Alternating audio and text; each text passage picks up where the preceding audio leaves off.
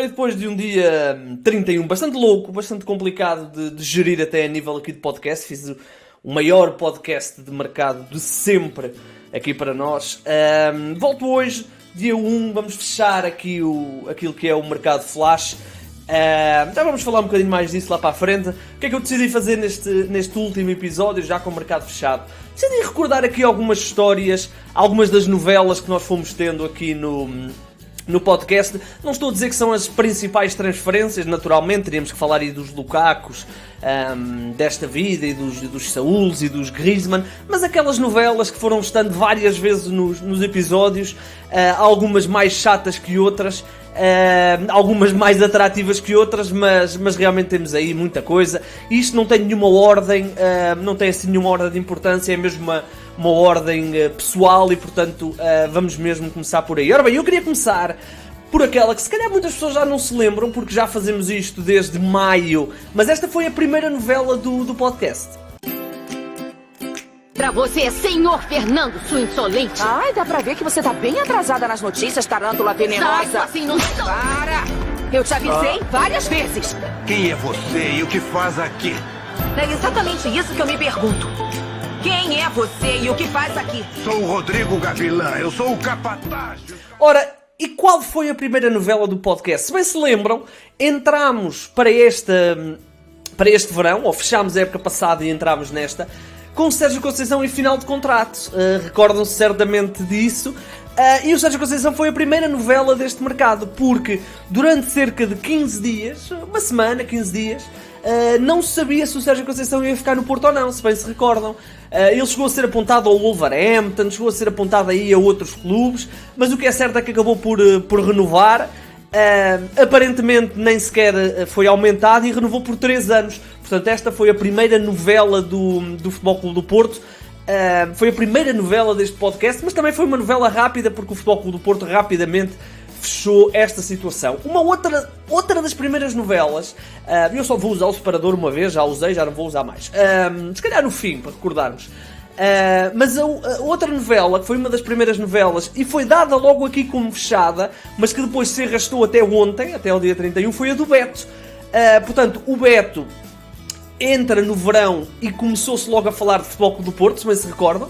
Era um alvo do Futebol Clube do Porto. A certa altura o Bordeaux parecia que tinha um jogador fechado, e eu cheguei mesmo a dar essa novela aqui quase como fechada, porque havia indicações que ele estava fechado.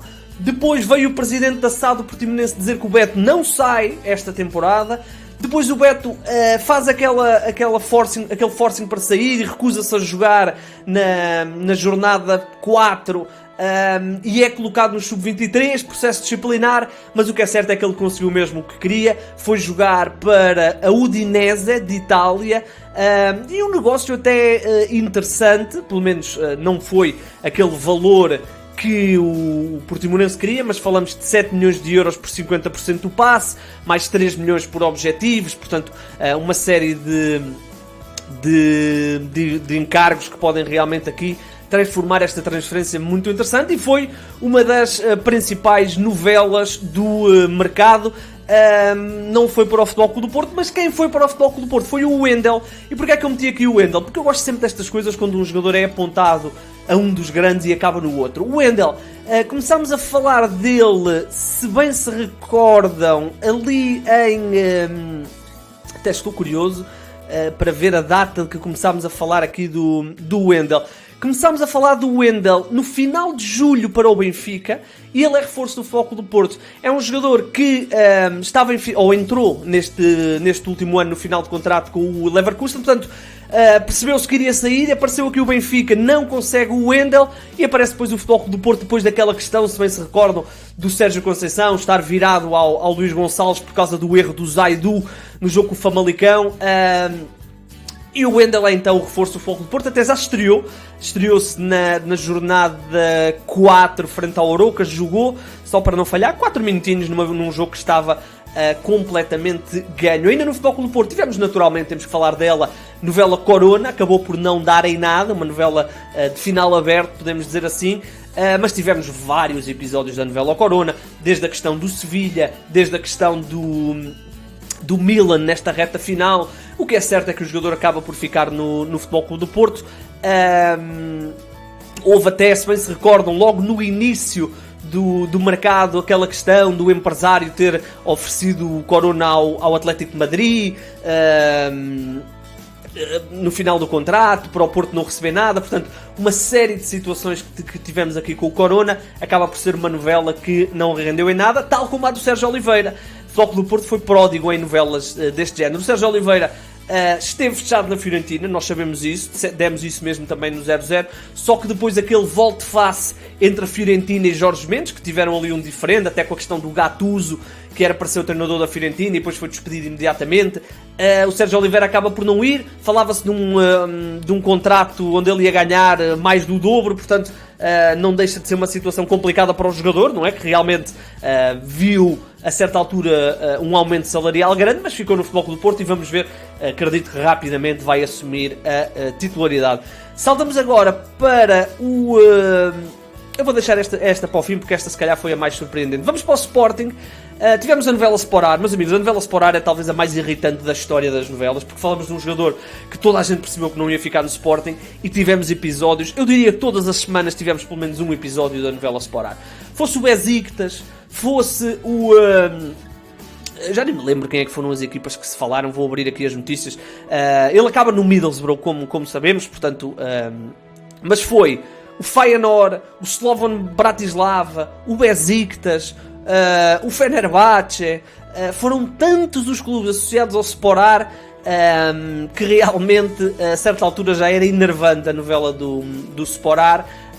Também era a novela do Rosier, se bem se recordam, eu já estava também farto da novela do Rosier, mas a situação essa aí ficou resolvida relativamente cedo. Mas pronto, Sporar foi outra novela, tal como o Ugarte. O Ugarte foi novela longuíssima, apesar de já toda a gente ter visto que ele ia jogar para o Sporting, mas seja os exames médicos, seja as garantias, seja os moldes da contratação, foi tudo uma complicação, e para já o Ugarte jogou 1 minuto pelo Sporting, portanto foi uma novela longuíssima e para já rendeu 1 minuto de jogo no Sporting, no Braga Sporting. Ele entrou no último minuto de jogo. Outra novela que levou outro talento do futebol português foi a novela do Carlos Júnior. Se bem se recorda, logo no início tivemos Futebol Clube do Porto, tivemos maioritariamente Benfica na corrida pelo Carlos Júnior, mas depois ele acabou por não rumar nem ao Futebol Clube do Porto, nem ao Benfica, e foi reforço do Al-Shabaab, deixando o Santa Clara, um clube da Arábia Saudita. Deixou o Santa Clara logo depois de bizar na Liga Europa, se bem se recordam, frente ao Partizan, depois já nem jogou a segunda mão, toda uma situação complicada, e o jogador acabou por sair do futebol português e rumar, neste caso, à Arábia. Certamente ganhou bastante dinheiro com isso. Depois a novela Valentino Lázaro, também uma novela que se foi arrastando, mas acabou por ter um final feliz para o Benfica. O jogador foi por empréstimo para os encarnados, com uma opção de compra, portanto o Benfica tem mais um jogador para a ala direita, e eu acredito que, tendo em conta que ainda há alguns mercados abertos, eu acredito que pelo menos um dos jogadores, entre o André Almeida, o Gilberto e o Diogo Gonçalves, vá sair, porque não faz sentido o Benfica entrar na época com 4 jogadores para a mesma posição. Depois vieram as 4 novelas que para mim marcaram o mercado. Primeiro, sem ordem de importância, isto é claramente só aqui pela abertura dos separadores. Primeiro, Lionel Messi. Portanto, começámos quase certos que ele ia renovar com o Barcelona. Recorde-se que ele entrou no verão livre, portanto toda a gente deu o jogador como renovação do Barcelona. Depois veio aquela questão dele não poder renovar, e do nada, em 2-3 dias, vimos o homem não renovar com o Barcelona, chorar em conferência de imprensa na despedida e assinar pelo Paris Saint-Germain. Portanto, acho que foi talvez a situação mais estranha, à parte do Cristiano Ronaldo, que também já vamos falar.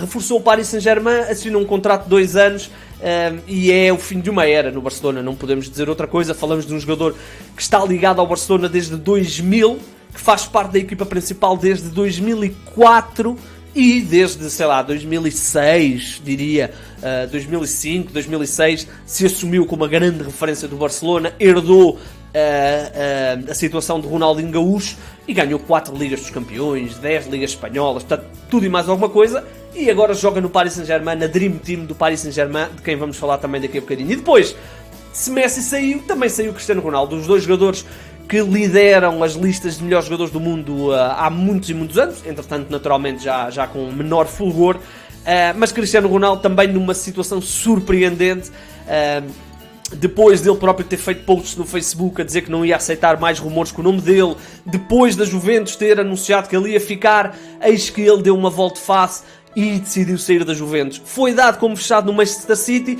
mas um volte-face, um novo volte-face, levou para o Manchester United, portanto, não deixa de ser também surpreendente, não deixou de ser surpreendente como é que ele não vai para o City, vai para o United. Sabemos da questão de Alex Ferguson e, portanto, terminou a estadia de Cristiano Ronaldo na Juventus com 3 anos e 100 golos, mais coisa menos coisa, fazer aqui a conta muito rapidamente, 80, 90, 101 golos, e, portanto, outra situação muito surpreendente. Cristiano Ronaldo regressa à Inglaterra depois de ter saído em 2009 para o Real Madrid e, portanto, está de regresso o Cristiano Ronaldo ao Manchester United, também uma grande surpresa. E depois as duas novelas que em Portugal mais agitaram. A primeira é do João Mário.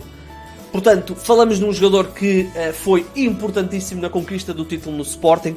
A certa altura, acho que todos demos o João Mário como fechado no Sporting. Parecia que ia haver entendimento entre o Inter de Milão e o Sporting, mas algumas intransigências entre a direção de Frederico Varandas e a direção do Inter de Milão foram fazendo arrefecer o negócio, e nisto, de rompante, entrou o Benfica e levou o João Mário para a Luz, onde ele também já é um jogador importante, naturalmente, volta a trabalhar com Jorge Jesus, depois de ter sido com Jorge Jesus que fez as melhores épocas da carreira, e portanto é reforço do Benfica, já marcou até, já fez assistências, foi sem dúvida um grande volte-face de um jogador que é formado no Sporting e agora joga no Benfica em contratação definitiva, portanto não deixou de ser uma das grandes surpresas do mercado. É sempre uma grande surpresa quando um jogador sai de um grande para ir para outro grande, seja diretamente, seja aqui na questão de empréstimos e terceiros e outros clubes, como foi o caso do João Mário, mas não deixou de ser uma grande surpresa ver o João Mário no Benfica. E para fechar, a novela que se arrastou durante o verão, mas só ficou definida mesmo nas últimas horas, que foi a do Nuno Mendes.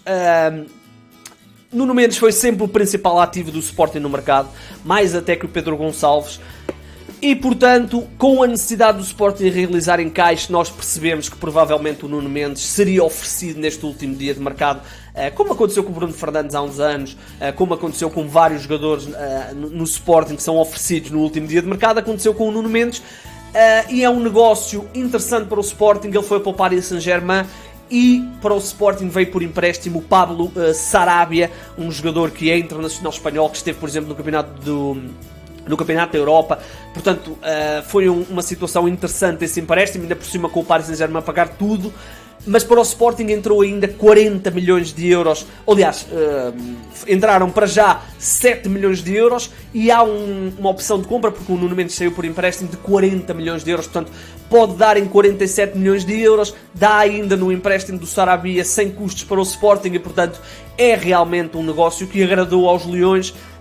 E o Sporting consegue realizar esse tal encaixe financeiro, pelo menos, e eventualmente poderá realizar esse encaixe financeiro. E o Nuno Mendes é mais uma pérola no Paris Saint-Germain, que realmente foi o grande vencedor do mercado, na minha opinião. O City também esteve muito bem, nós não falámos disso, mas contratou o Sérgio Agüero e o Jack Grealish, portanto também interessante.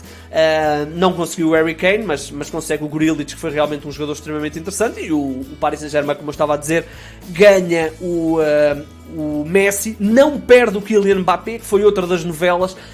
Achámos que o Kylian Mbappé também iria sair, acabou por não sair, mas o Paris Saint-Germain ainda conseguiu depois juntar o Gini Wijnaldum, o Sérgio Ramos, que devíamos também ter colocado aqui, foi também uma novela interessante. Ganhou também o Hakimi do Inter, portanto um plantel extremamente luxuoso para a equipa de Paris. Não falámos do Camavinga, que deixou o Rennes para rumar ao Real Madrid, também foi dado como fechado do Paris Saint-Germain, mas o Real acabou por conseguir.